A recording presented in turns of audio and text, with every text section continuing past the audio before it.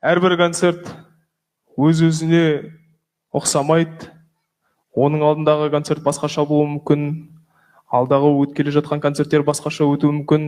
Бағдарлама бір болғанмен, айтылатын әндер бір болғанмен, халық әртүрлі, біз мемлекет ауыстырамыз, қала ауыстырамыз, көрермендердің ықыласы әртүрлі деңгейде болуы мүмкін.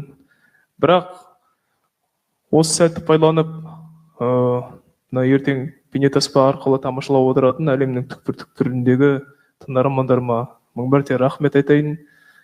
Неге десеңіз, кешегі пирамидадағы концерт болсын, немесе оның алдында басқа мемлекеттерде өтіп жатқан концерттерім болсын, әрбір аяқ алысымды, әрбір концертімді ерекше махаббатпен, риясыз ыстық ықыласпен барынша қолдап, қолпаштап жүрген ол менің сүйікті тыңдармандарым. Сол тыңдармандарымның алдында барынша қолдан келгенше ең әдемі өнерімді көрсетуге әрдайым тырысатын боламын, соған қарата бағатын боламын.